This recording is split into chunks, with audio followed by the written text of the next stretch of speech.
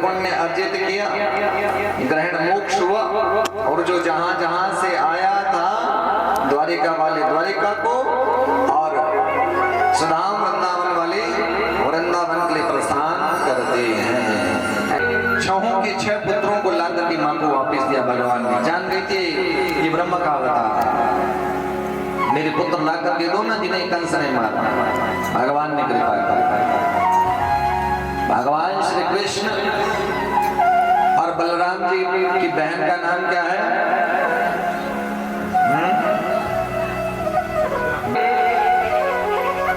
बलराम जी अपनी बहन का विवाह किससे कराना चाहते थे?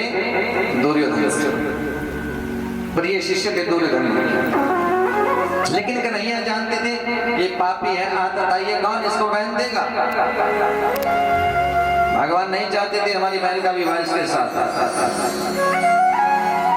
तो श्री कृष्ण क्या करते हैं? सुभद्रा से कहते हैं बहन सुनना, हाँ भैया बोलो, मेरे साथ चलो। ले गए वाटिका में। अर्जुन से कहा मित्र जरा आपने वहां वाटिका में आ गए। अब दोनों को ले गए, वहां जाकर के सुभद्रा का हाथ अर्जुन के हाथ में देते, अर्जुन ये मेरी बहन, ले पकड़ भाग। सच्चिदानंद भगवान एक सैनिक दौड़ता हुआ आया, 4-5 घंटे बीत गए थे, महाराजा अनर्थ हो गया। वो अर्जुन है ना, आपकी बहन सुभद्रा को भगा करके ले गए हैं। कन्हैया वहीं बैठे थे। बलराम जी ने इतना सुना ना, क्रोध आया, सुनकर राम कोप अति करियो, हल मुसल्ले कांधे धरियो, अस्त्र शस्त्र कंधे पर लिए, मन में विचार करते मेरी बहन सुभद्रा प्यारी, ताको हल ले जाए भिखारी। अर्जुन की हिम्मत कैसी हमारी बहन को ले जाने की? आज जाकर के समस्त पांडवों को नष्ट कर दूंगा। जाने लगे ना, कन्हैया भी कहने लगे भैया उस अर्जुन की हिम्मत कैसे भी हमारी बहन को ले जाने की, चलो ना, समस्त कुल को नष्ट कर देंगे। लेकिन सैनिक एक बात बताओ, कन्हैया पूछ रहे कि कितनी देर हो गई उनको? कि महाराज 4-5 घंटे हो गए। भैया वैसे तो वो अपने गंतव्य तक पहुंच गए होंगे, हो सकता है फेरे वेरे भी हो गए हो, सुमंगली भी हो गई हो, हमारे जीजा हो गए, लेकिन कोई बात नहीं, जाकर के अर्जुन को मार देंगे। लेकिन सैनिक एक बात बताओ,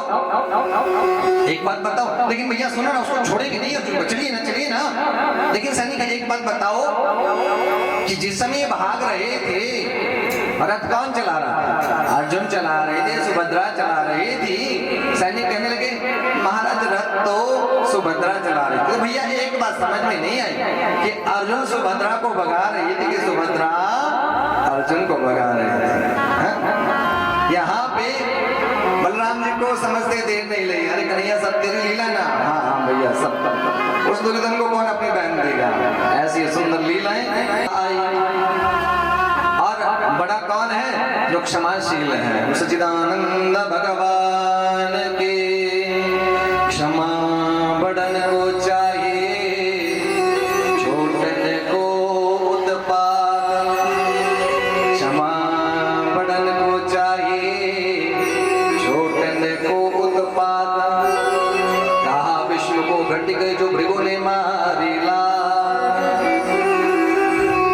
जो क्षमाशील है वो बड़ा है, उम्र से कोई बड़े नहीं होते। अगर आप विचारों से बड़े हैं, समृद्ध हैं, छोटे होकर बड़ी बात करते हैं तो आप बड़े हुए। जो संस्कारों में विनम्र है वो बड़ा है। तो परीक्षा की थी त्रिदेवों की भृगु ने, जिसमें पाया कि भगवान विष्णु सबसे सहनशील देवता है। आप ठाकुर जी का स्नान ध्यान कराते हो ना, इनके श्री विग्रह में आपने क्या क्या चिन्ह देखे जानते हैं आप? नित्य स्नान कराते हो, देखा इनका स्वरूप? कितने चिन्ह इनके शरीर में बताओ? है पता? ठाकुर जी का स्वरूप पूरा देखो, ध्यान से देखो। आप जब स्नान कराएंगे तो इनके वक्षस्थल पर एक चरण का चिन्ह नजर आएगा। भृगु जी ने भगवान के वक्षस्थल पर लात का प्रहार किया था। भगवान खड़े होकर के बैठ गए थे, प्रभु मैंने देखा नहीं आप कब जैसे आए, मेरा इतना कठोर वक्षस्थल और आपकी चरण बड़े कोमल है। जब आपने लात का प्रहार किया ना, आपको पीड़ा तो नहीं हुई। तो सिद्ध हुआ कि सबसे सहनशील देवता कौन है? भगवान विष्णु है। इसी का मतलब है कि क्षमा बड़न को चाहिए, छोटन को उत्पाद। और भगवान के चरणों में 4 चिन्ह इंगित रहते हैं, देखा होगा आपने, अंकुश, वज्र, कमल, है ना।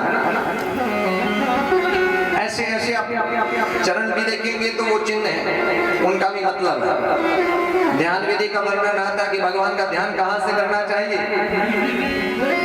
बहुत सारी कथाएं हैं ना, समय ऐसा रहता है कि पूरी बातें नहीं कह पाते। चलिए आगे कथा चलती है। अर्जुन का मानमर्दन हुआ। भगवान का अकेला वंश कितना था जानते हैं आप?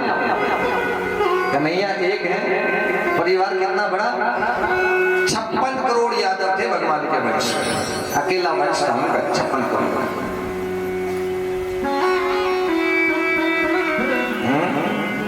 आज के समय में एकाकी जीवन हो गए हैं सबके, है कि नहीं? परिवार थोड़े थोड़े होने चाहिए, 4-6 का परिवार तो होना चाहिए, है ना। थोड़े समझदार, इतने समझदार नहीं बनना कि ना समझ कर बैठो।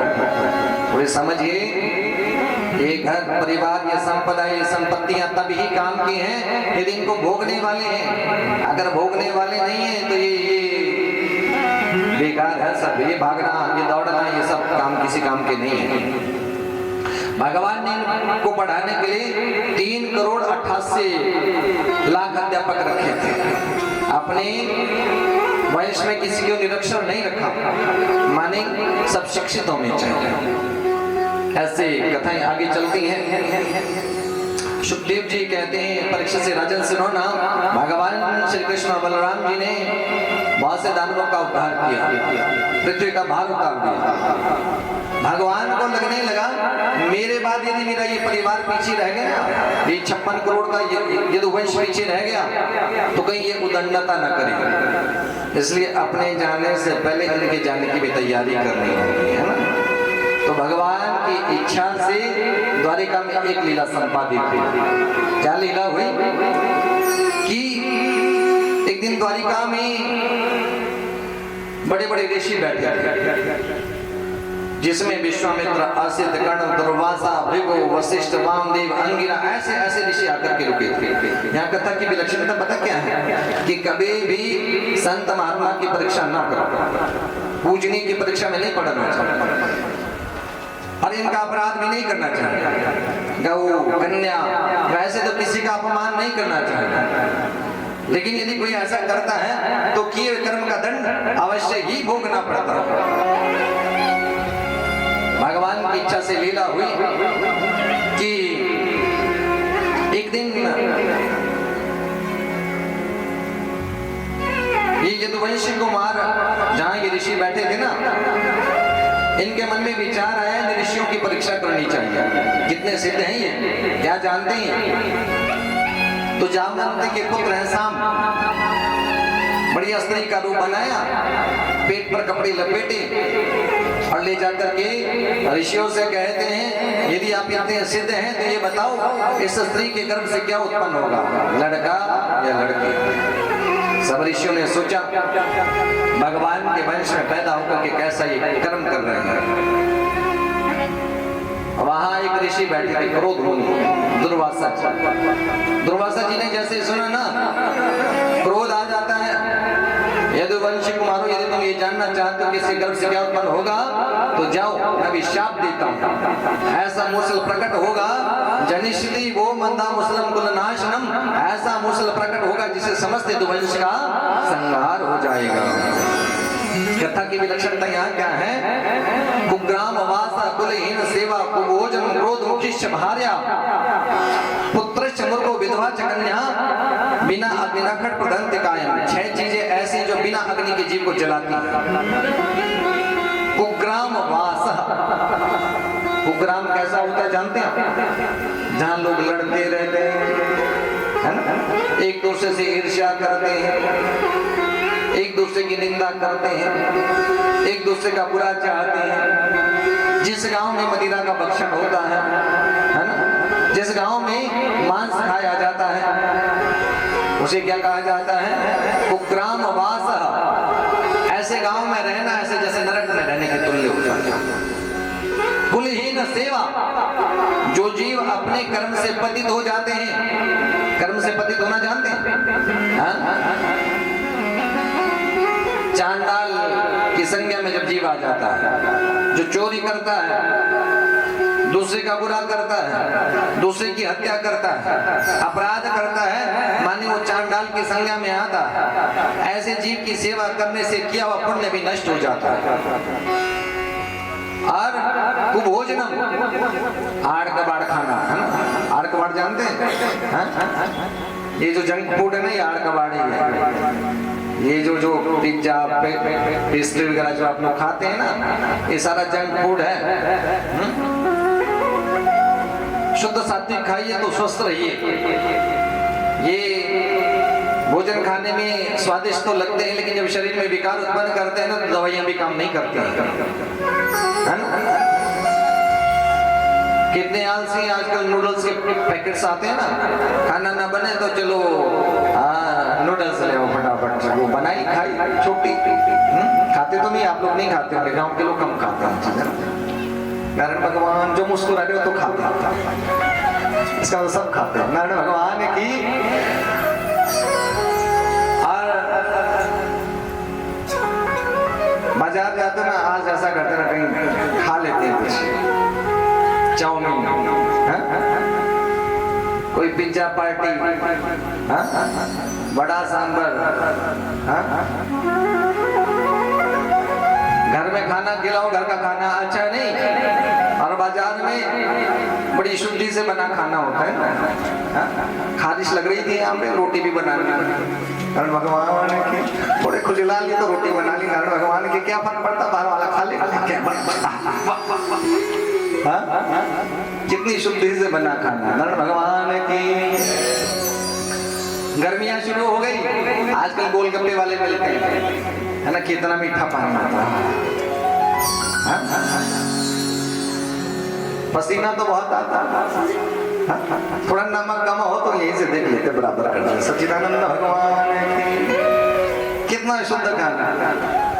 तवा लगा है, उस पे टिक्की पक रही है, टिक्की खा लेते हैं कैसे? पर टिक्की में वो अब देख रहे हैं वो तवा गर्म भी है कि नहीं है, अब पानी कौन लाए, या रेडीमेड पानी होता है। नारायण भगवान की निवेदन क्या है कि ये कुभोजनम, ये जो आड़ कबाड़ हम खाते हैं ना, अशुद्ध अन्न ग्रहण करते हैं, जैसा अन्न वैसा मन, इसलिए शुद्ध भोजन ग्रहण कीजिए।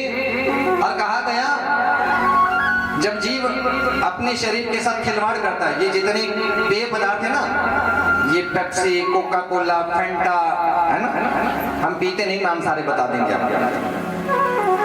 ये सिंथेटिक है, इसमें इतनी शुगर की मात्रा है कि आपके बॉडी को अनबैलेंस कर देते हैं, आप जानते होंगे अच्छे से, है कि नहीं? फ्रिज में रखा खाना जितना ये प्रिजर्व करते हैं ना, बचा करके खाना रखते हैं, ये क्या आपके लिए ठीक है? हम तो फटाफट बना देंगे जी खाना, बैठी तो सीधे 2 मिनट में खाना ले आते हैं। अभी पता चला 4 दिन की दाल उसमें थी, थोड़े दिन की सब्जी थी, चपाती के लिए आटा तो गूंथ के रखा ही है ना। सुबह का आटा रात के लिए रखो तो श्रेष्ठ है, सुबह का आटा रात के लिए रखोगे तो उत्तम है। लेकिन यदि रात का आटा फ्रिज में रखा है तो रात्रि में पितृ देवता उसको ग्रहण करते हैं, उसे पिंड तुल्य माना जाता है, और सुबह उसी पिंड की रोटियां बनती हैं। ये ध्यान रखना। कैसे स्वस्थ होंगे? सभी लोग सामने देखो, सामने ध्यान से, समझ गए कि आप लोग रखते हैं। नारायण भगवान की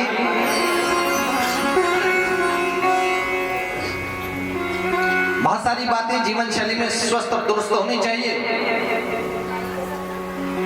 ये बर्तन खाने के लिए कौन से होने चाहिए?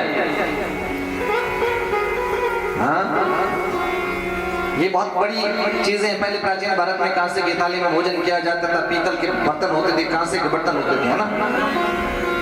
सिल्वर यूज करते हैं आप लोग? सिल्वर के अंदर सभी के घरों में है ना। सिल्वर में ऐसा माना जाता है जब इसमें खाना बनता है तो इसके जो कोई केमिकल होता है ना, वो जो भी सिल्वर निकलता है तो शरीर में जाता है, तो कई बार ये बहुत गंभीर बीमारियां उत्पन्न कर देते हैं। लेकिन निवेदन यही है कि अपने खान पान का ध्यान रखें। कुभोजनम क्रोधमुखी से भार्या या पति, जिस घर में क्रोध करने वाली पत्नी या क्रोध करने वाला पति, वो घर स्वर्ग जैसा तो नहीं हो सकता है। जहां पति पत्नी एक दूसरे से लड़ते रहते हैं, क्रोध करते रहते हैं, नरक के समान जीवन हो जाता है। पुत्र मूर्ख हो, जिस घर में आज्ञा न मानने वाला पुत्र, माँ बाप के विरुद्ध आचरण करने वाला पुत्र होता है ना, सामने देखो, शाबाश, सामने देखिए, है ना। माँ बाप की जो आज्ञा ना माने संतान ना, समझ लेना जीवन बड़ा कष्टमयी हो जाता है माँ बाप का।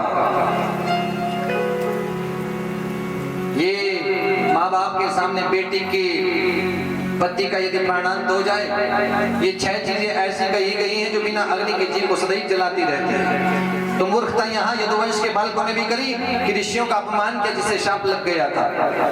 जैसी लौट करके आए, कपड़ा हटाया, मूसल प्रकट हो गया, घबरा गए, कहाँ जाए, भगवान के पास गए, प्रभु गलती हुई, शाप लग गया, इस मूसल का क्या करें। भगवान ने कोई उत्तर नहीं दिया। आज वो यदुवंशी कुमार प्रभात क्षेत्र में समुद्र किनारे जाते हैं और वहां जाकर के उस मूसल को घिसते हैं।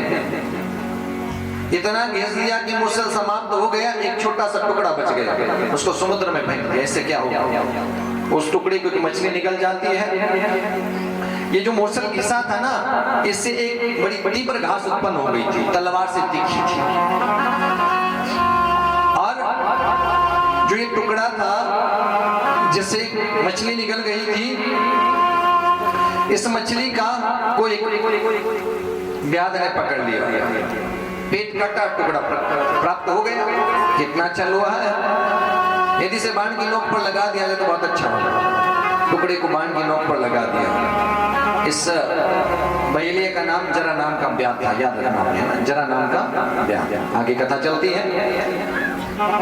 यहाँ पे नौ योगेश्वरों का संवाद आया, जिसमें पता ये चलता कि भगवान पर विश्वास करना चाहिए। देवता भगवान से प्रार्थना करने लगे, प्रभु सुधाम गमन कीजिए ना। भगवान ने कहा मैं शीघ्र आने वाला हूँ।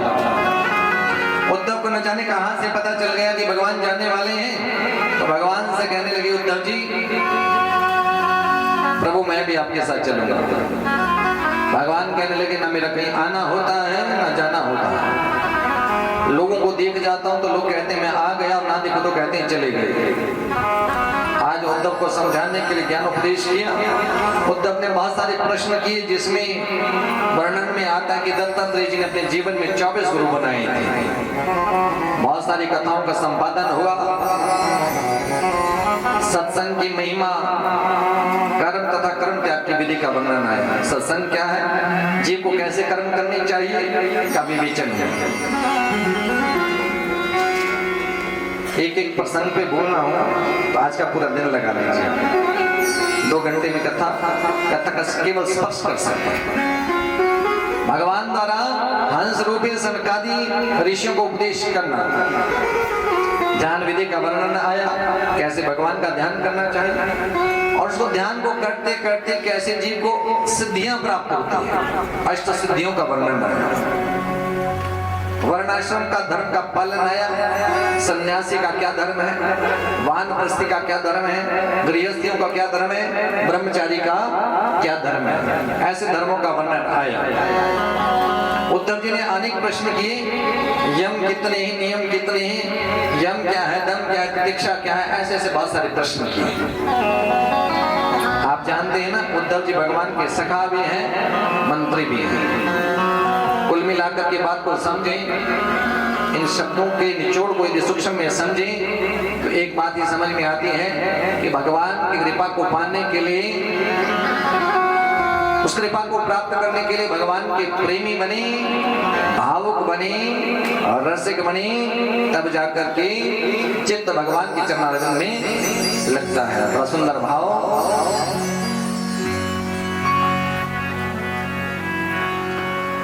मन लागो मेरो या फकीरी में, मन लागो मेरो या फकीरी में, मन लागो मेरो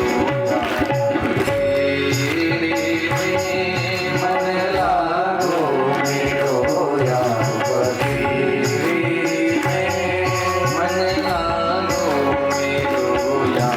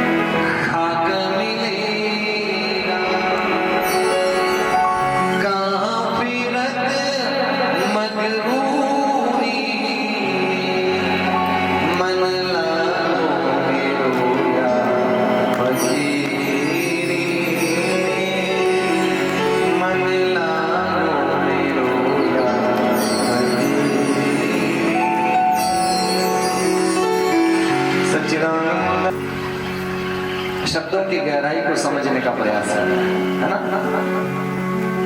आके रेत खाक मिलेगा कहाँ फिरत मगरूरी में। तो इस मन को, चित्त को, भाव को भगवान को अर्पण करते करते, नाम जप का आश्रय लेते लेते, उत्तमता का जीवन जीते जीते प्रभु नाम का आश्रय लेना, तब मनुष्य जीवन में अनासार्थक का उपाय बना। ऐसे अनन्य मन की वृत्तियों का वर्णन आया, बुद्धि की अवस्था का वर्णन आया। उद्धव जी के मन में ज्ञान का प्रादुर्भाव हो गया था। भगवान के चरणों में प्रणाम किया। पहले बद्री का आश्रम आए। बद्री का आश्रम कहाँ? बद्रीवन, बद्री विशाल पहुंचे उद्धव जी। तपोमय जीवन व्यतीत किया, तप किया वहां। उद्धव जी वहां से वृंदावन आते हैं और प्रभु कृपा को प्राप्त करते हैं। सच्चिदानंद भगवान की। ऐसे प्रभु को हम और आप प्रणाम करते हैं। सुखदेव जी राजा परीक्षित से कहते हैं, देवी भुवयंतर क्षेज महोत्पातान समुत्थितान। आज भगवान श्री कृष्ण ने देखा कि आकाश में बड़े बड़े दुर्भिक्ष हो रहे हैं, गिरजे मंडरा रहे हैं। आपने देखा ना, जब कभी बाज मंडराता है ना कहीं घर के आसपास या कहीं किसी व्यक्ति की किसी वस्तु के ऊपर, तो उसका मतलब कोई अनिष्ट का संकेत दे रहा है। कन्हैया इस समय अपने द्वारिका वासियों से कहने लगे, देखो ना ऐसा लगता कुछ होने वाला है। एते घोरा महोत्पाता द्वार यम केतवः। ऐसा लग रहा है कि द्वारिका के ऊपर यमराज जी अपना रथ लेकर के घूम रहे हैं। इसलिए अब हमें यहाँ नहीं रुकना चाहिए। अपने द्वारिका वासियों से कहते हैं हमें किसी और स्थान के लिए जाना चाहिए। देखो भगवान ने जब लीला संपादित करनी होती है ना, जाको प्रभु दारुण दुख देही, जाको प्रभु दारुण दुख देही, ताकि मति पहले हर ले। कहाँ गए? उसी प्रभास क्षेत्र में, समुद्र के किनारे जहाँ मूसल को घिसा गया, जिससे घास उत्पन्न हो गई थी जो तलवार से भी तीखी। यहाँ पर भगवान की इच्छा से लीला होगी। आज भगवान का वंश यदुवंशी मदिरा का पान करके आपस में लड़ रहे हैं और एक दूसरे को मार रहे हैं। मारो मारो मारो। देखते देखते यदुवंश का संहार हो रहा था। ये दृश्य किसने देखा? बलराम जी ने देखा तो जान गए थे कि अब भगवान लीलाएं समेट रहे हैं, इसलिए मुझे भी चलना चाहिए। बलराम जी ने अपना शेष रूप धारण किया और समुद्र में प्रवेश कर जाते हैं। बोले बलराम जी महाराज की। भगवान श्री कृष्ण ने देखा कि बड़े भैया स्वधाम गमन कर गए हैं, इसलिए मुझे भी चलना चाहिए। तो उन्होंने क्या लीला की है भगवान ने? जिस समय भगवान ने स्वधाम गमन किया उस समय भगवान का स्वरूप कैसा था? आज भगवान एक पीपल के वृक्ष के नीचे जाकर के बैठ जाते हैं। उस समय उनका सौंदर्य ऐसे प्रस्फुटित हो रहा था जैसे वर्षा काल में स्वर्ण की आवा होती है ना, जब बारिश का मौसम होता है, धूप तप रही होती है, सोने पर धूप की किरणें पड़ती तो सोना चमकने लग जाता है। ऐसे भगवान के शरीर से आभा निकल रही है। भगवान के वक्षस्थल पर शिवत्स का चिन्ह शोभायमान, रेशमी पीतांबर की धोती वैसा दुपट्टा धारण किए हुए थे। उस समय भगवान ने अपनी दाहिनी जांघ पर बायां चरण रखा हुआ था, ऐसे बैठे थे। उसी समय क्या घटना घटती है? मुस्लिम शेषाय खंड कृते पुरलब्ध को जरा, ये जरा नाम का ब्याह था ना जिसने अपने मान के नोक पर टुकड़ा लगाया था लोहे का। उसने चरण देखा भगवान का दूर से, कोई हिरण है। बाण संधान किया, बाण छोड़ा, बाण जाकर के भगवान के चरण में लग जाता है। व्यास जैसे ही भगवान के नजदीक पहुंचे ना, भगवान को देखा थर थर कांपने लगा। तब वो गलती हो गई, अजानता कृतम इदं पापी मधुसूदन, हे मधुसूदन अज्ञानता में मुझसे अपराध हुआ है, मुझे क्षमा कर दीजिए ना, गलती हो गई है। भगवान ने कहा घबराओ मत, डरो मत, सुनो मैं किसी का उद्धार नहीं रखा।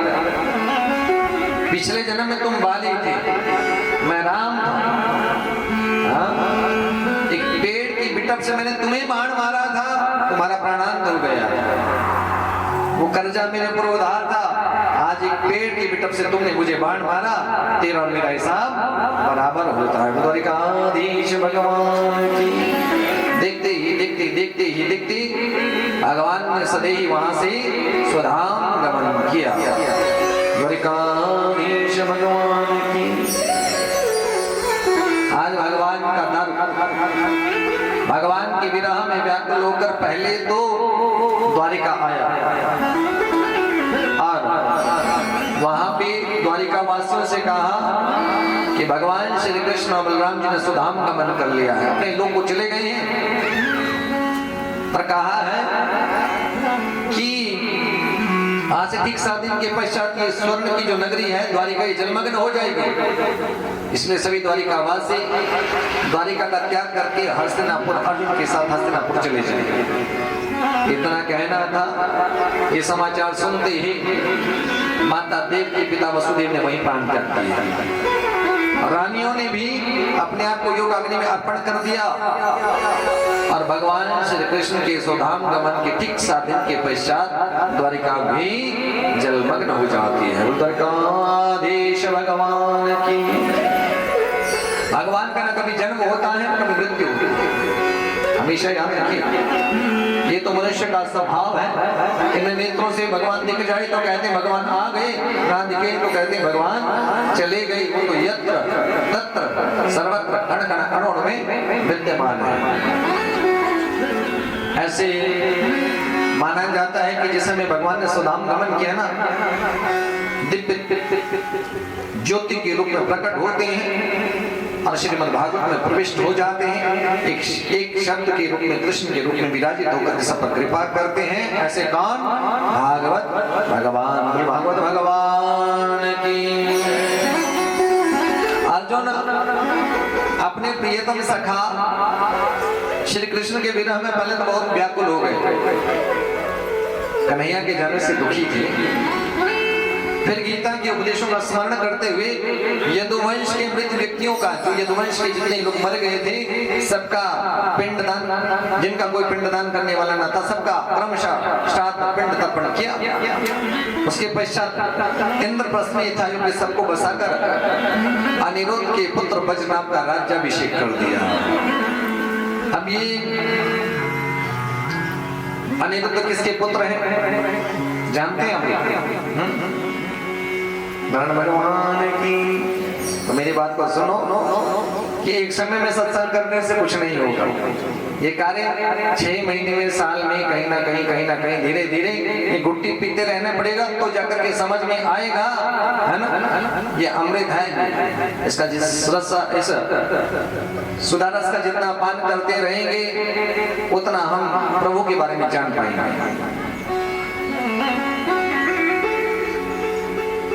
प्रद्युम्न नंदन अनिरुद्ध, प्रद्युम्न के पुत्र अनिरुद्ध। प्रद्युम्न किसके पुत्र हुए? भगवान श्री कृष्ण और रुक्मिणी जी की। ठीक। तो अनिरुद्ध के पुत्र बजरंग जिनका राज्याभिषेक कर दिया गया। परीक्षित महाराज युधिष्ठिर आदि पांडवों का अर्जुन से पता चला कि भगवान स्वधाम गमन कर गए हैं। अब परीक्षित जो है वो किसके? परीक्षित के युधिष्ठिर क्या लगे? दादा। उत्तराभिमन्यु के पुत्र हुए परीक्षित। तो तुम्हारे दादा को पांडवों अर्जुन से पता चला कि भगवान स्वधाम गमन कर गए हैं। उस समय अपने वंशधर माने तुम्हें राजगद्दी पर अभिषेक कर दिया और स्वयं हिमालय की यात्रा की। मैंने पहले दिन कहा था, याद रखना कि कथा यहाँ से चली थी, अब कथा वहीं पहुंची। नारायण भगवान की। ऐसे भगवान की कथाएं 12 स्कंद में मन की वृत्तियों का वर्णन आया, कलयुग के धर्म का वर्णन आया। कलयुग में जीवों का धर्म क्या होगा,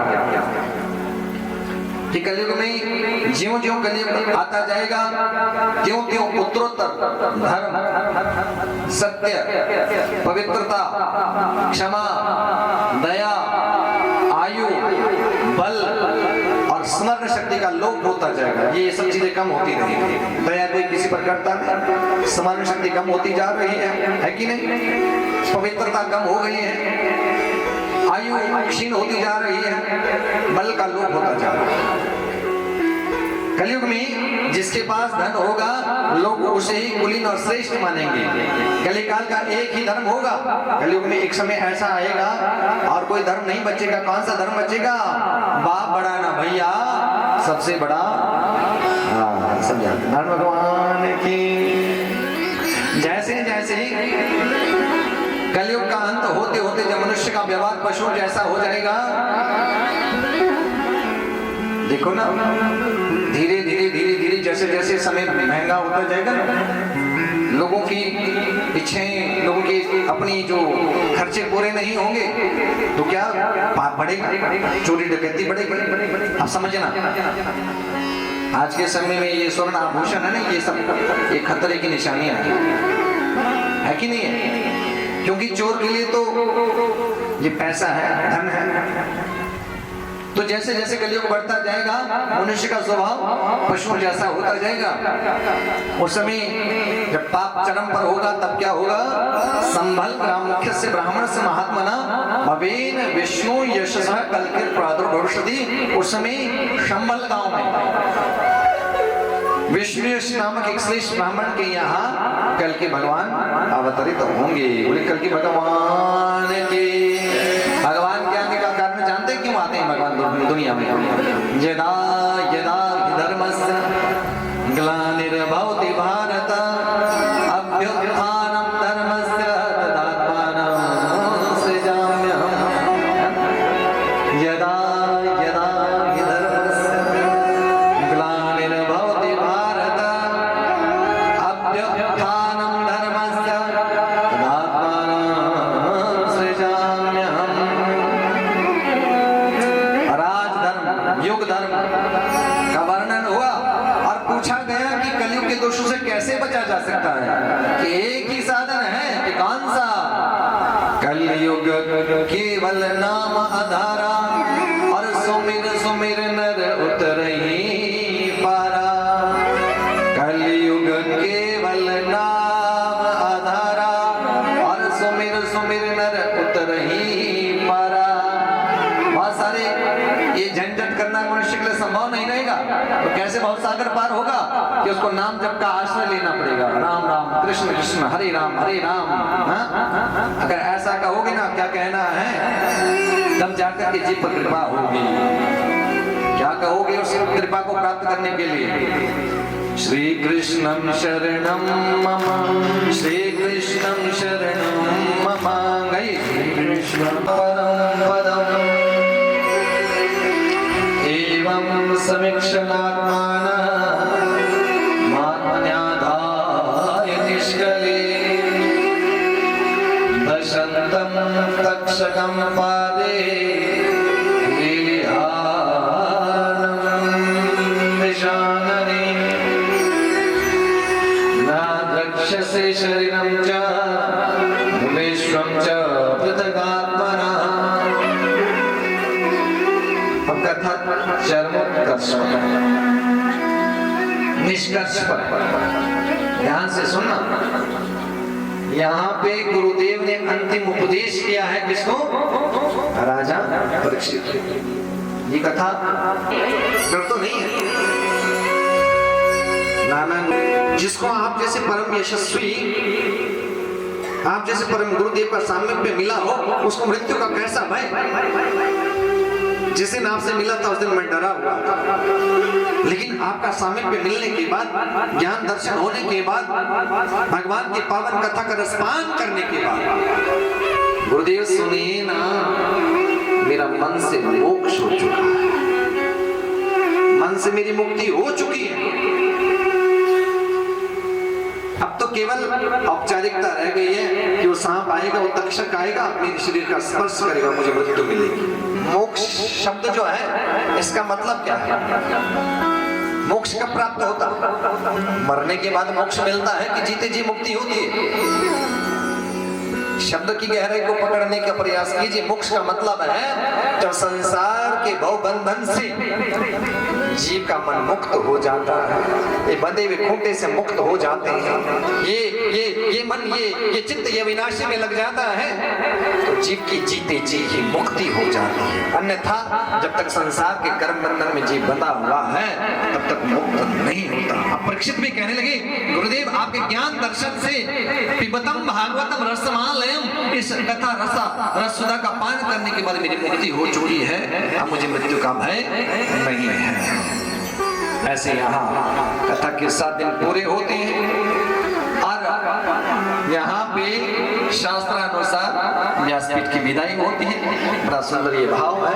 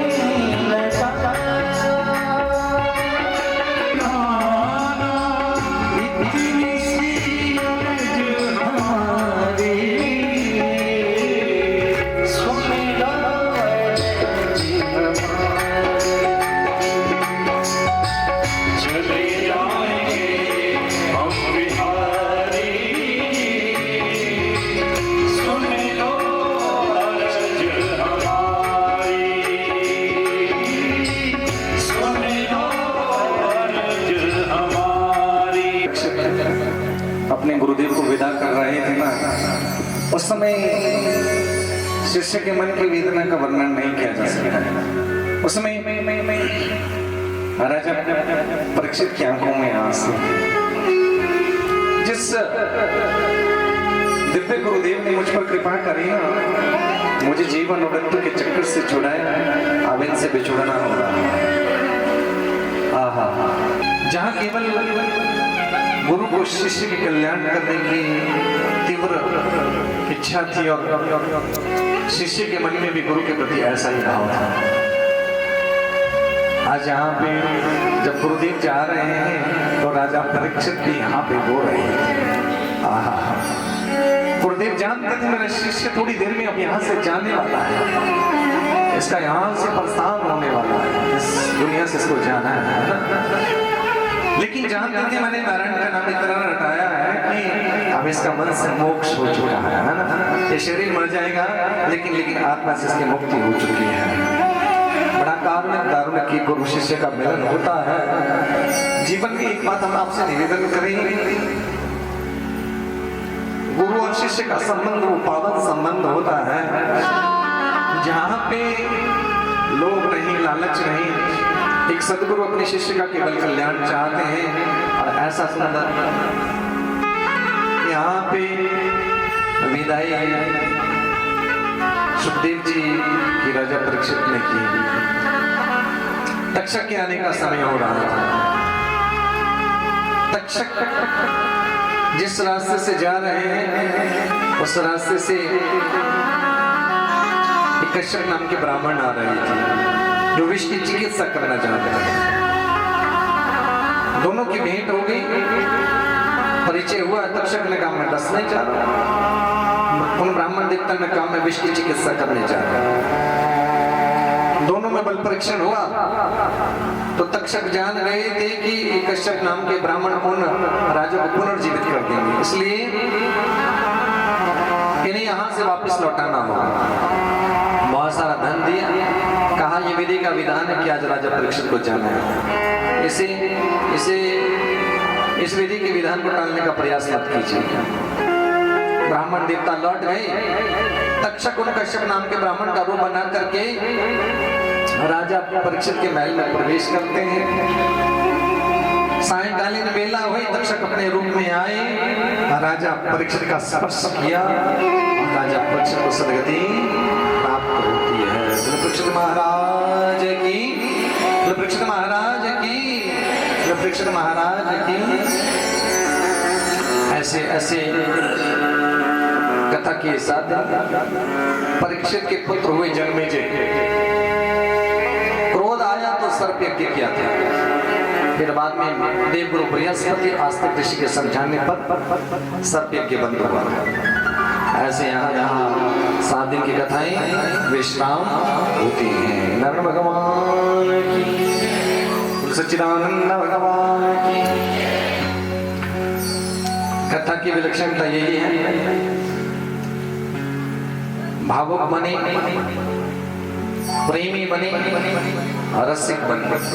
हरे कृष्ण गोविंद हरे मुरारी, हे नाथ नारायण वासुदेवा, हे नाथ नारायण वासुदेवा, हे नाथ नारायण वासुदेवा, हे नाथ नारायण वासुदेवा, हे नाथ नारायण वासुदेवा, हे नाथ नारायण वासुदेवा, हे नाथ नारायण वासुदेवा, हे नाथ नारायण वासुदेवा, हे नाथ नारायण वासुदेवा।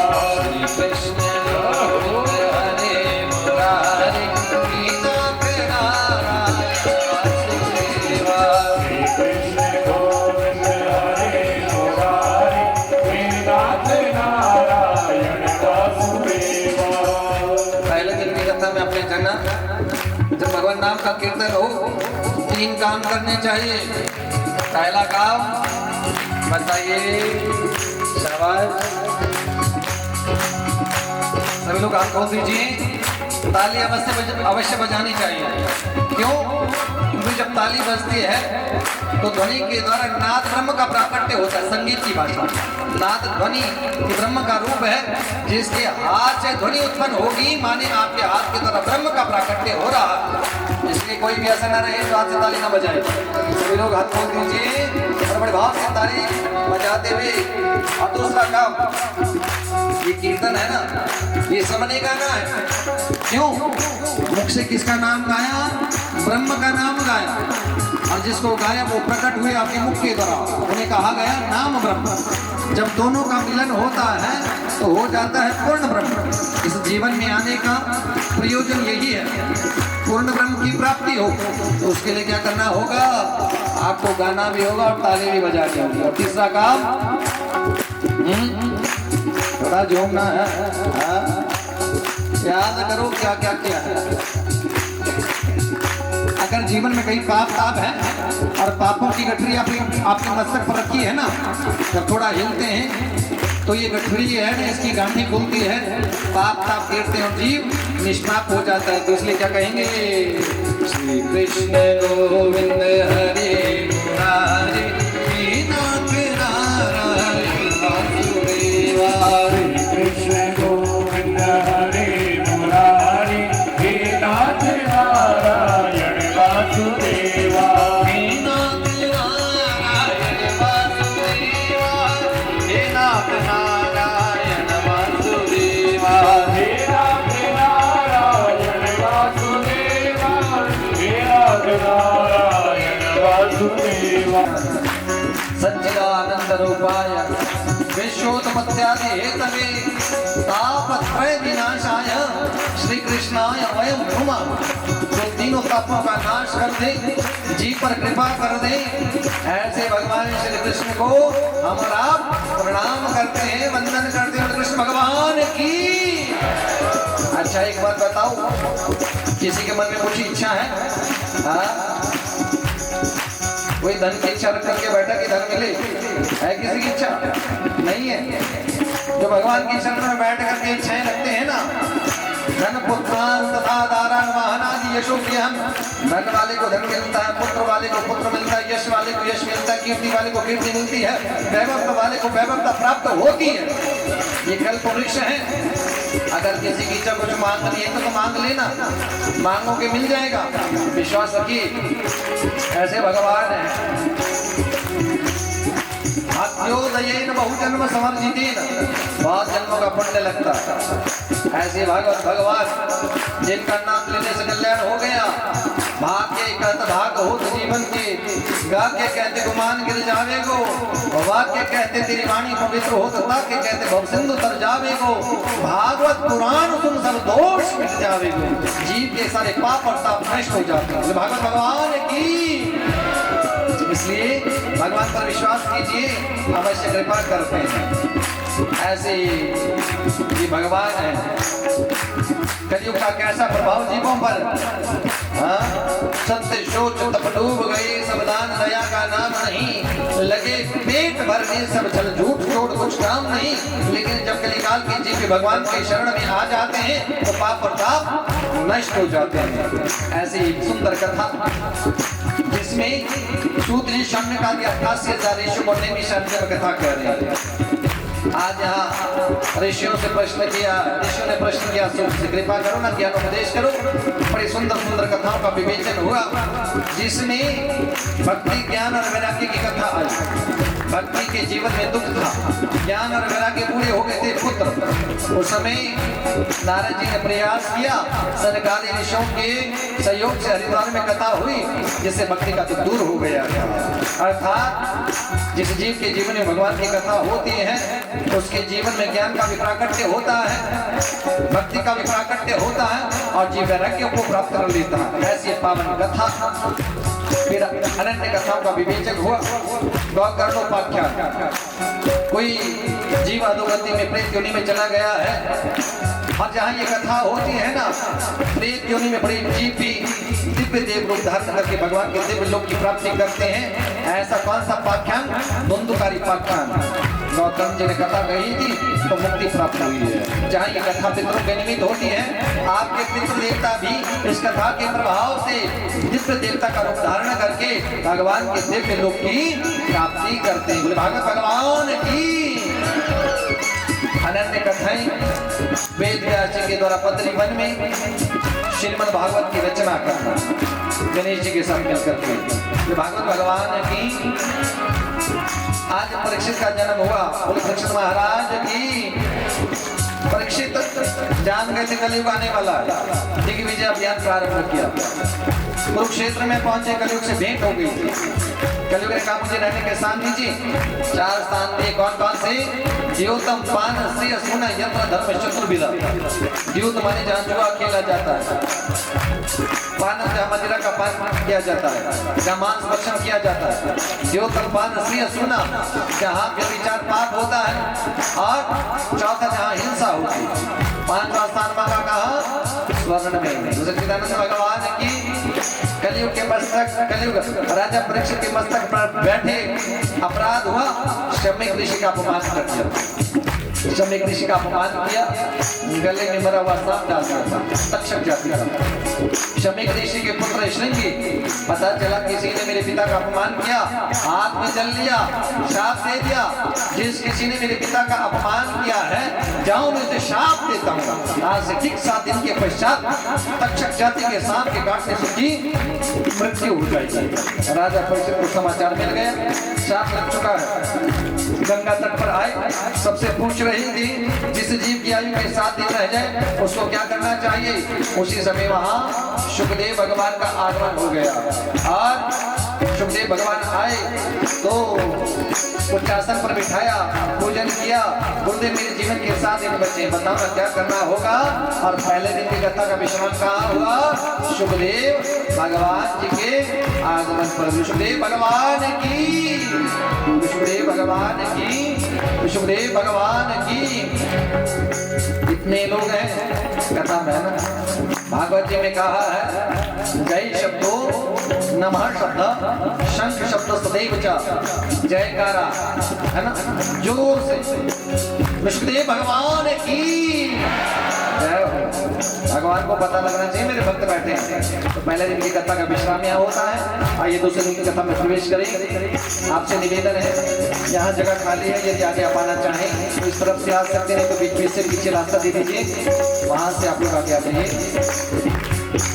श्री कृष्ण गोविंद हरे मुरारी, नाथ नारायण वासुदेवा। कृष्ण गोविंद हरे मुरारी, नाथ नारायण वासुदेवा। कृष्ण गोविंद हरे मुरारी, नाथ नारायण वासुदेवा। कृष्ण गोविंद हरे मुरारी, नाथ नारायण वासुदेवा। नाथ नारायण वासुदेवा, नाथ नारायण वासुदेवा। नाथ नारायण वासुदेवा, नाथ नारायण वासुदेवा। कृष्ण गोविंद हरे मुरारी, नाथ नारायण वासुदेवा। कृष्ण गोविंद हरे मुरारी, नाथ नारायण वासुदेवा। वासुदेव भगवान की, सच्चिदानंद भगवान की, जय हो, वृंदावन में हरिलाल की। जय हो। इतने लोग हैं देखो ना, हाँ? संकोच नहीं करना।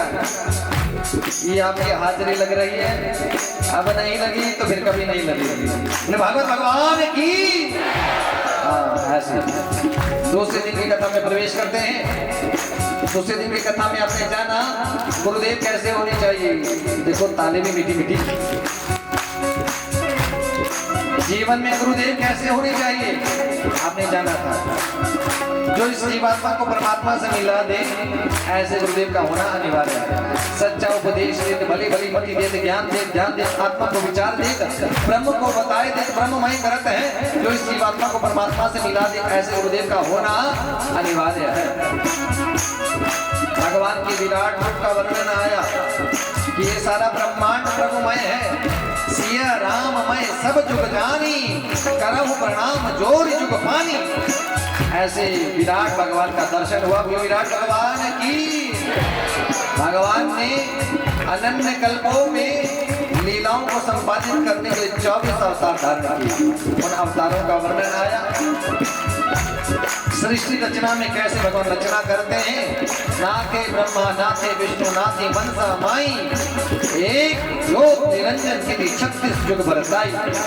ऐसे प्रश्नों का उत्तर मिला।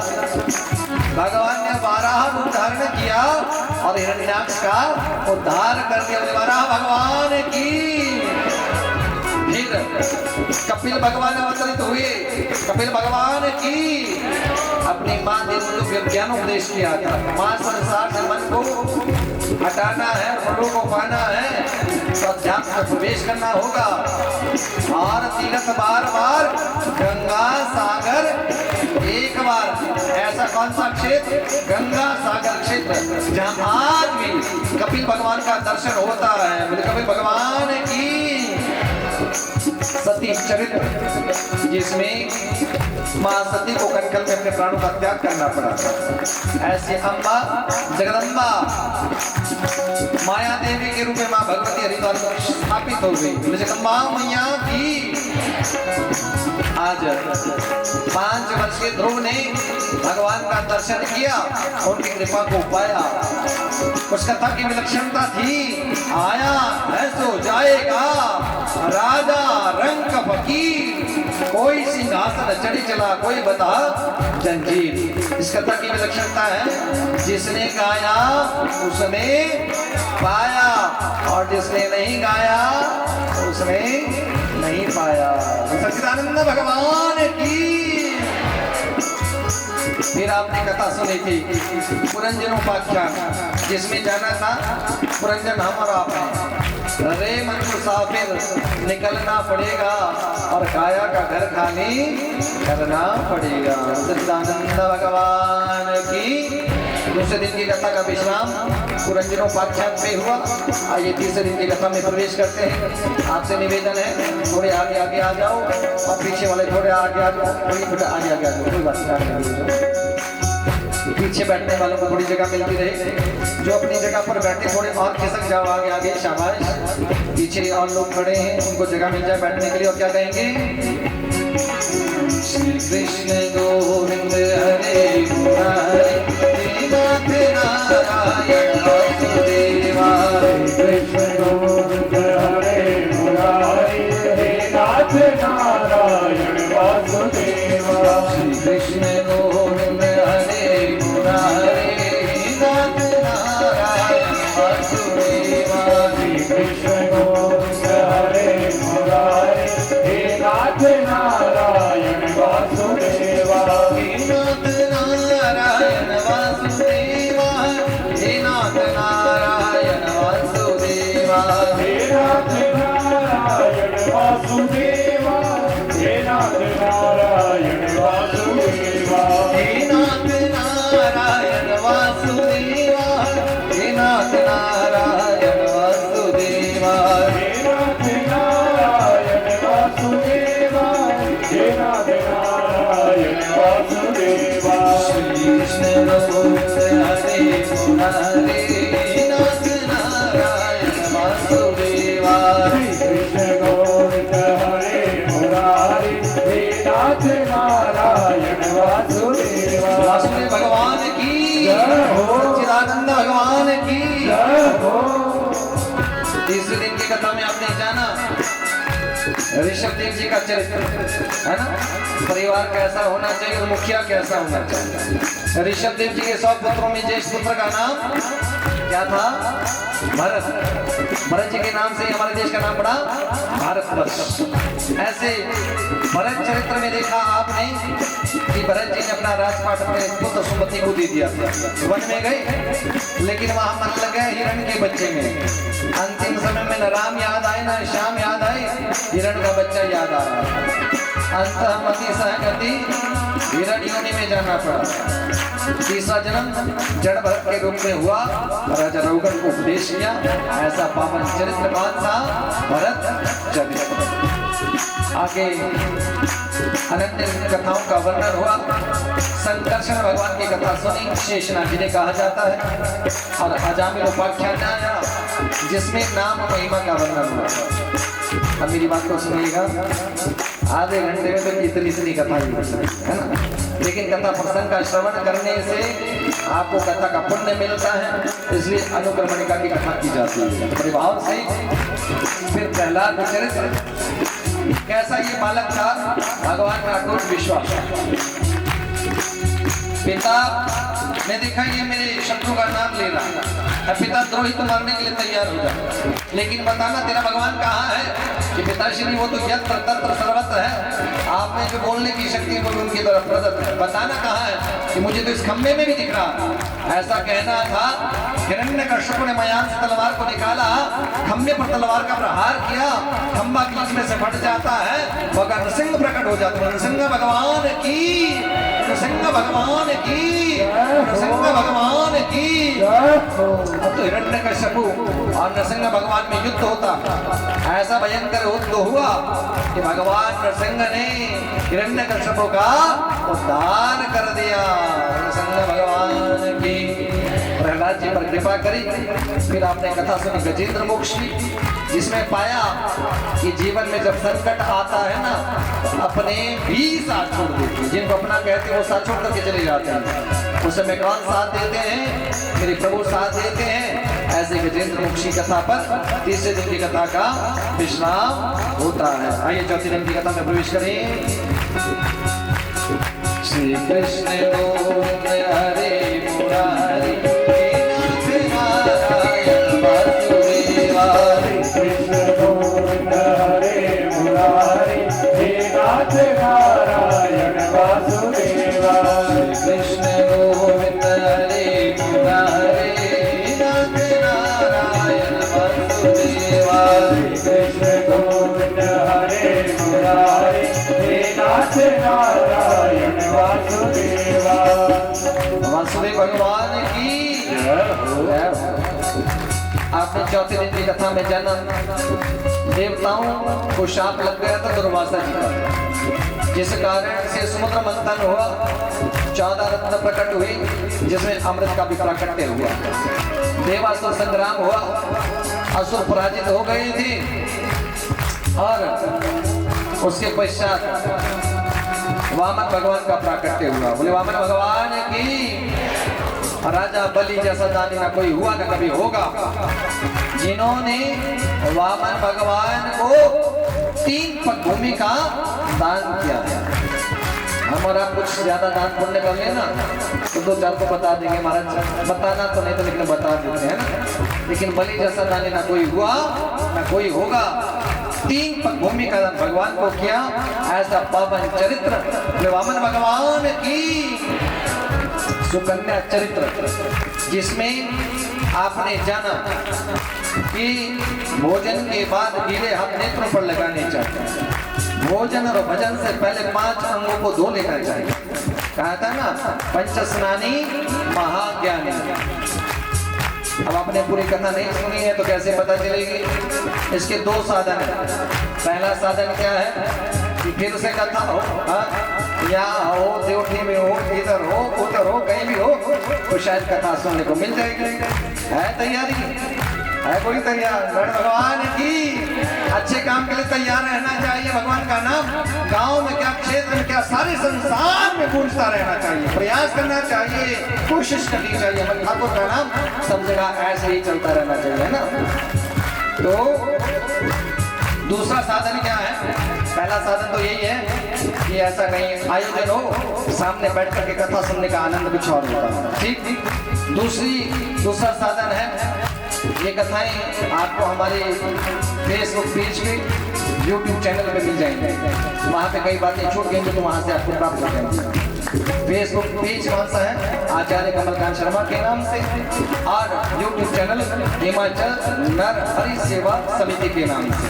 आप ये सर्च कर लेना, वहाँ आपको सब कथाएं मिल जाएंगी। नर भगवान की अम्बरीश चरित्र, जिसमें एकादशी का व्रत कैसे करना चाहिए का वर्णन हुआ।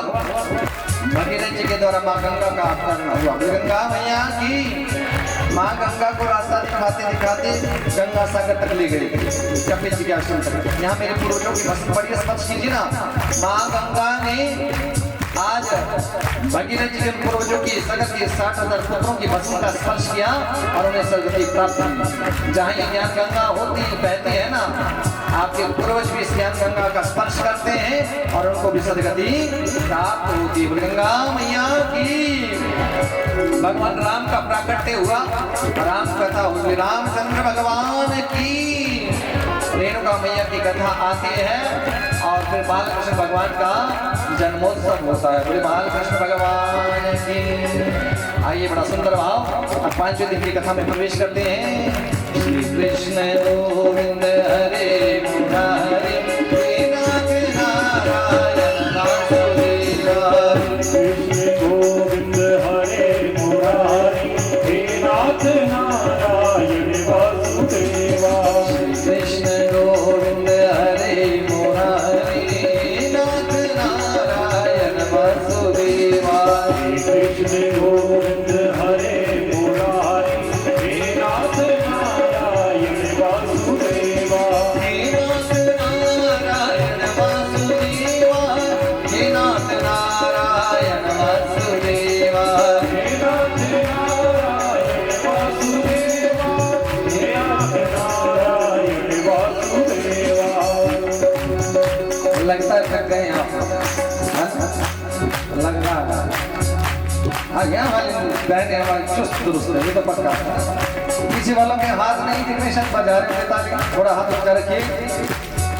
हाँ, इधर वाले उधर वाले बाहर वाले, कोई बाहर भी बैठे हो गए, सोच रहे होंगे महाराज अंदर कहाँ बैठे हैं, बाहर ही ठीक है। और हम निवेदन करते हैं कि अगर बाहर हो तो अंदर आ जाओ, है ना। भगवान के सामने बैठने का सौभाग्य मिले तो उसको खोना नहीं चाहिए, भगवान का दर्शन करना चाहिए और ताली थोड़ी ऊंची बजनी चाहिए। सभी लोग थोड़े हाथ खोल दीजिए, क्या कहेंगे। श्री कृष्ण गोविंद हरे मुरारे हे नाथ नारायण वासुदेवा। कृष्ण गोविंद हरे मुरारी हे नाथ नारायण वासुदेवा। हे नाथ नारायण वासुदेवा। हे नाथ नारायण वासुदेवा। हे नाथ नारायण वासुदेवा। हे नाथ नारायण वासुदेवा। हे नाथ नारायण वासुदेवा। हे नाथ नारायण वासुदेवा। हे नाथ नारायण वासुदेवा। हे नाथ नारायण वासुदेवा। श्री कृष्ण गोविंद हरे मुरारे हे नाथ नारायण वासुदेवा। कृष्ण गोविंद हरे मुरारी हे नाथ नारायण वासुदेवा। वासुदेव भगवान की, बालकृष्ण भगवान की, वृंदावन बिहारीलाल की, राधा रानी सरकार की। तो आइए पंचम दिवस की कथा को सुने, ताली बजती रहे। हाँ, अपना काम नहीं छोड़ना है। यहाँ पे भगवान ने बाल लीलाएं शुरू कर दी है जन्मोत्सव के 7 दिन के बाद। पहली लीला कौन सी करी? पूतना का उद्धार किया, बहुत सारे राक्षसों को मारा है भगवान ने। भगवान शिव दर्शन के लिए गए थे, जाने लगे तो सोचा पार्वती को साथ में लेकर के चलते हैं। तो पत्नी को आवाज लगा रहे थे, द्वारा है द्वारा, पार्वती है। पार्वती नहीं सुना, जाते जाते कुछ और कह दिया तो पार्वती जी रुष्ट हो गई।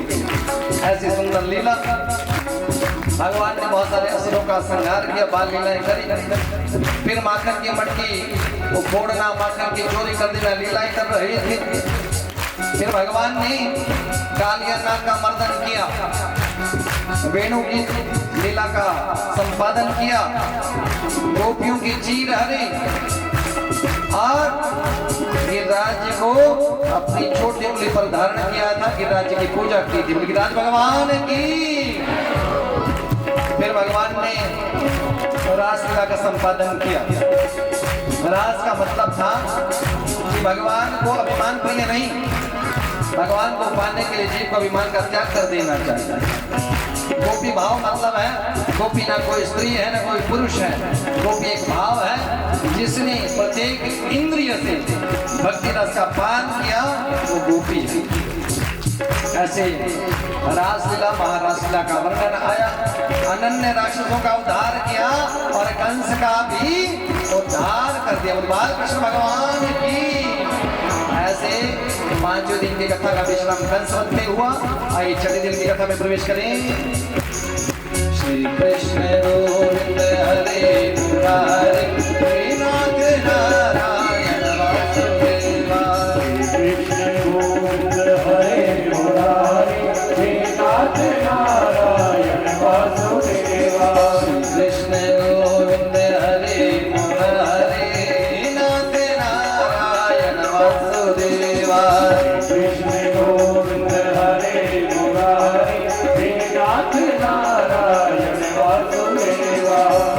वासुदेव भगवान की, सच्चिदानंद भगवान की। छठे दिन की कथा में उद्धव और गोपी संवाद। ये तो प्रेम की बातें हैं ओधो, बंदगी सबके बस की नहीं। यहाँ सर दे के होते हैं सौदे और बंदगी सबके बस की नहीं। गोपियों से उद्धव जी ने प्रेमा भक्ति की शिक्षा प्राप्त करी, अर्थात भगवान को पाने के लिए ज्ञान ही ज्ञान नहीं चाहिए, उस ज्ञान में भगवान से प्रेम करना भी आना चाहिए। जरासंध से युद्ध हुआ, भगवान ने काले वन का उद्धार किया। अपने मथुरा नहीं गए, एक नई नगरी बसाई, कौन सी? द्वारिकापुरी, और भगवान हो गए द्वारिकाधीश। द्वारिकाधीश भगवान की। बलराम भैया की शादी हो गई, बड़े की हो गई तो छोटे का नंबर लग गया। भगवान का पहला विवाह रुक्मिणी जी के साथ संपन्न हो गया। द्वारिकाधीश भगवान की। देखते देखते भगवान के 16,108 विवाह संपन्न होते हैं। द्वारिकाधीश भगवान की। अनन्य लीलाओं का संपादन किया। देव ऋषि नारद जी ने भगवान की गृहचर्या देखी, वो देखा संसार के तो पति पत्नी अच्छे से नहीं रहते, भगवान इन 16,108 के साथ कैसे रहते होंगे, दृश्य को देखा। और फिर सुदामा चरित्र, मित्र कैसा होना चाहिए, मित्रता कैसे होनी चाहिए। मित्र ना अमीर होता है ना गरीब होता है, मित्र तो केवल मित्र होता है। ऐसा पावन चरित्र सुदामा चरित्र। और छठे दिन की कथा का विश्राम कहाँ हुआ? सुदामा चरित्र। अब मेरे साथ क्या कहेंगे? श्री कृष्ण गोविंद हरे मुरारे नाथ नारायण वासुदेवा। श्री कृष्ण गोविंद हरे मुरारे हे नाथ नारायण वासुदेवा। श्री कृष्ण गोविंद हरे मुरारे नाथ नारायण वासुदेवा। कृष्ण गोविंद हरे मुरारे हे नाथ नारायण वासुदेवा। वासुदेव भगवान की। ब्रह्मा वरुणेन्द्र रुद्र मरुता स्तुन्वन्ते देवैस्तवै और वैदै संगपदक्रमोपनिषदे गायन्ति यं सामगा। ध्यानावस्थित तद्गतेन मनसा पश्यन्ति यं योगिनो यस्यां तन्विदो सुरासुरगणा। देवाय तस्मै नमः, देवाय तस्मै नमः, देवाय तस्मै नमः। बोले भागवत भगवान की। ऐसे सूर्य जी ने सबकी ओर से भगवान को प्रणाम किया है। आप सबने भी भगवान को प्रणाम किया। अवश्य मेरे ठाकुर आपकी इच्छाएं पूरी करेंगे। ऐसा माना जाता है कि जो ग्रंथ है ये साक्षात कृष्ण का रूप है। इनके एक एक शब्द में कृष्ण और इनके किसी भी श्लोक का उच्चारण करने से हमें कृष्ण दर्शन का, कृष्ण कृपा का फल मिलता है, बड़े बड़े यज्ञों का पुण्य मिलता है। तो आप लोग इतने लोग यहाँ बैठे हैं, हम चाहते हैं कि आपको ये पुण्य मिले। तो ये अंतिम 2 श्लोक हैं, हमारे साथ आप दोहराएंगे। सीधे बैठ करके हाथ जोड़ करके कहना, भवे भवे यथा भक्ति ही पादयो स्तव जायते तथा कुरुष्व देवेश नाथ स्वम नो यत् प्रभु। इसका मतलब है कि प्रभु जब जब मेरा जन्म हो तब तक मुझे अपने चरणों की भक्ति प्रदान करना, मैं आपका विस्मरण न करूं, मैं आपको कभी भूलूं नहीं, हर श्वास के साथ आपको गाता रहूं, आपका नाम जपता रहूं। ठीक। अब आप पुनः कहेंगे, नाम संकीर्तनम यस्य सर्व पाप प्रणाशनम प्रणामो दुख शमनस्तम नमामि हरिम परम। इसका मतलब है कि नाम संकीर्तन से सारे पापों का नाश हो जाता है। ये जो कीर्तन गाते हैं ना, बीच बीच में कीर्तन करवाया जाता है, ग्रंथ की प्रमाणिकता है। जो लोग भगवान नाम को गाते हैं उनके सारे पाप और ताप नष्ट हो जाते हैं। अब हम आपसे एक निवेदन करना चाहते हैं कि आप सबने भगवान की कथा को बड़े प्रेम से सुना, अपने जीवन चरित्र में एक परिवर्तन करना, अवश्य कृष्ण नाम को जीवन में धारण कर लेना, अवश्य ही मेरे प्रभु आप सब पर कृपा करेंगे, इसमें कोई संशय नहीं, कोई शंका नहीं। और जब भगवान के चरणों पर आप प्रणाम करते हैं, गुरुओं के चरणों पर प्रणाम करते हैं, तो मस्तक की आड़ी टेढ़ी रेखाएं भी सीधी हो जाती है, इसलिए प्रणाम किया जाता है। भागवत भगवान की ऐसी पावनी कथा यहाँ विश्राम होती है। हम आपसे निवेदन करेंगे कि आप सभी ने बड़े भाव के साथ, बड़े प्रेम के साथ इस कथा को सुना। इस कथा के मुख्य यजमान श्रीमती मीरा देवी सकलन जी, आपके सुपुत्र, आपका समस्त परिवार, आप दुख संतप्त में हैं क्योंकि आप अपने पति की चतुर्वार्षिक श्राद्ध के उपलक्ष्य में कार्य करा रहे हैं। जीवन साथी का जीवन से जाना एक पत्नी के लिए जीवन के सारे श्रृंगार अपने जीवन से लुप्त हो जाते हैं। और पुत्रों के लिए पिता का जाना, बेटियों के लिए पिता का जाना, सबके लिए, संसार के लिए, समाज के लिए, किसी भी व्यक्ति का समाज में एक विशेष स्थान होता है। और जहाँ तक हमने लोगों से सुना, हमने सबसे उनकी प्रशंसा ही सुनी कि वो कैसे लोगों के साथ हर समय खड़े रहते थे। तो अधिक ना कहते हम इतना ही कहेंगे, आपने बड़े भाव के साथ भगवान का ये पुण्य कार्य किया, मेरे प्रभु ने आपकी इस भाव को स्वीकार किया है। अवश्य ही आपके समस्त पूर्वजों पर कृपा होती है और उन्हें दिव्य देवलोक की प्राप्ति होती है।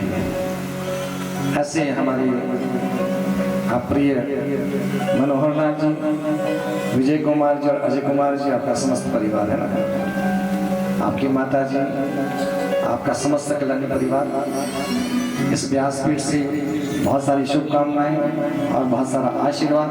आप लोग खुश रहें, प्रसन्न रहें, ऐसा ही जीवन में भगवान के नाम से आपका मन लगा रहे और भक्ति के मार्ग पर आप ऐसे आगे बढ़ते रहें। इस व्यासपीठ से अब आपको खूब सारा आशीर्वाद है, आप हर प्रकार से संपन्न, प्रसन्न, खुश रहें, यही कामना है। बोले भागवत भगवान की। इसके मधुर मधुर नाम राधे श्याम राधे श्याम राधे श्याम राधे श्याम राधे श्याम राधे श्याम राधे श्याम राधे श्याम राधे श्याम राधे श्याम राधे श्याम राधे श्याम राधे श्याम राधे श्याम राधे श्याम राधे श्याम राधे श्याम राधे श्याम मधुर मधुर नाम राधे श्याम राधे श्याम मधुर मधुर नाम राधे श्याम राधे श्याम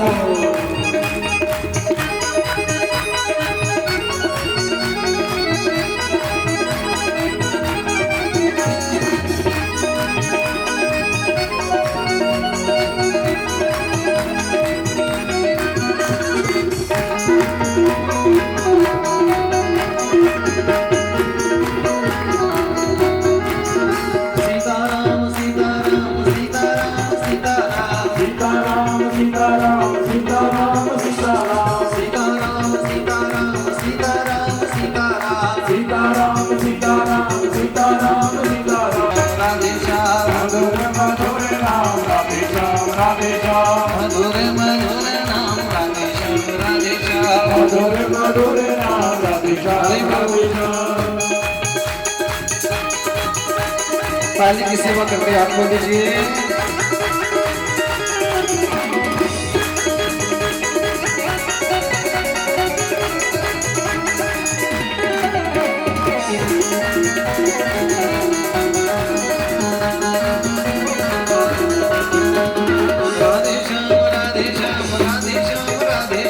राधे श्याम राधे श्याम राधे श्याम राधे श्याम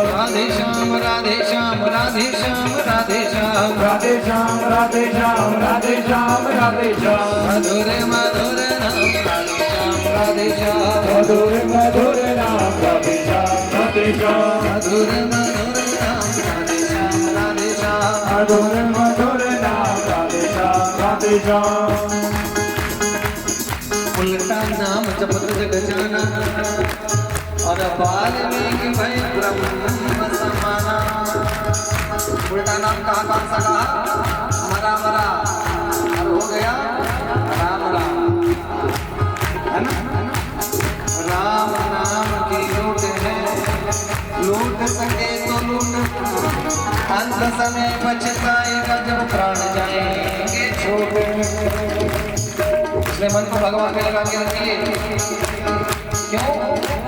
वो अपनी न माया में मर मर गए शरीर, आशा कृष्णा न मरी कह गए संत फकीर। फिर क्या करना होगा?